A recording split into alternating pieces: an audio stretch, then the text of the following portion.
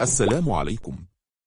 استيقظنا صباح يوم السبت الماضي على اندلاع مواجهات مسلحة في السودان بين الجيش بقيادة عبد الفتاح البرهان وقوات الدعم السريع بقيادة محمد حمدان دقلو. فما الذي يحدث يا ترى؟ وما سبب هذا الصراع الذي أدى إلى هذه المواجهات المسلحة؟ تبدأ القصة من لحظة سقوط الرئيس السوداني السابق عمر البشير في أبريل 2011. فقد كان عمر البشير مهووسا بفكرة أن ينقلب عليه الجيش كما سبق وانقلب هو على من سبقه، وبالتالي قام بإنشاء جهاز عسكري موازي يمكن أن يركن إليه ليحميه في حالة انقلب الجيش عليه. سمى هذا الجهاز بقوات الدعم السريع، والذي أثبت ولاءه له خلال الحرب ضد المتمردين في دارفور وفي قمع المتظاهرين. واختار محمد حمدان دقلو المعروف بحميدتي رئيسا لهذا الجهاز الجديد. عمل حميدتي في البداية في تجارة الإبل، وانتقل بعد ذلك لتكوين جماعات مسلحة لحماية القوافل التجارية، ثم انضم إلى الجنجويد، وهي ميليشيا مسلحة أسسها البشير لقمع المتمردين في دارفور، وأصبحت فيما بعد قوات الدعم السريع.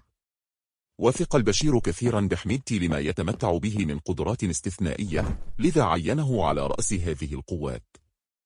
لكن الاحتجاجات ضد حكمه استمرت عدة أشهر، وكانت كافية للضغط على حميدتي وقواته لإدارة ظهره لعمر البشير والتخلي عنه.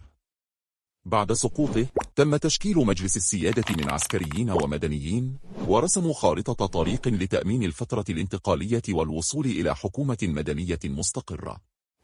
ومن أهم بنودها إقامة سلطة مدنية كاملة دون تدخل القوات العسكرية، وتنظيم عملية انتخابية شاملة في نهاية الفترة الانتقالية، وكذلك تفكيك نظام عمر البشير في مؤسسات الدولة، واسترداد الأموال المسروقة، إلى آخره.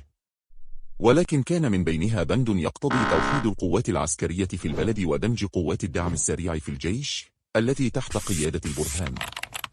وهنا بدأ قلب الخلاف بين قوات الدعم السريع والجيش. فحميدتي يعتقد أن هذه ليست إلا خطوة ناكرة من الجيش وبرهان لتجريده من قوته والتخلص منه بعد ذلك، بينما يرى الجيش أن حميدتي قد تعزز بشكل كبير وأصبح منافسا شرسا له، خاصة وأن قواته أصبحت الآن قوامها 100,000 مقاتل في عام 2023 عندما لم تتجاوز 5,000 عام 2019.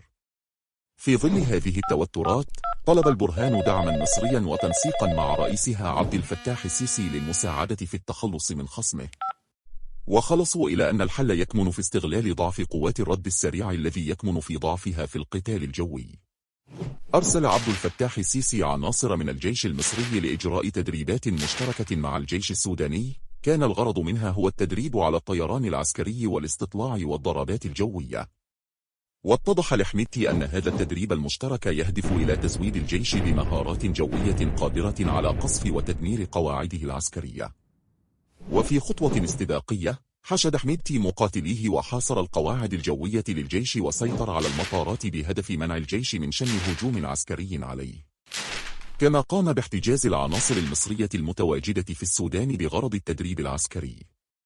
ومنذ ذلك الحين وحتى الآن لا تزال المواجهات قائمة بين الجانبين، مما أسفر عن مقتل 413 مدنيا، ومن المرجح أن تتفاقم النتيجة. ولا أحد يعرف حتى الآن متى أو كيف ستنتهي هذه الاشتباكات. تابعونا لنوافيكم بكل جديد. دمتم في رعاية الله.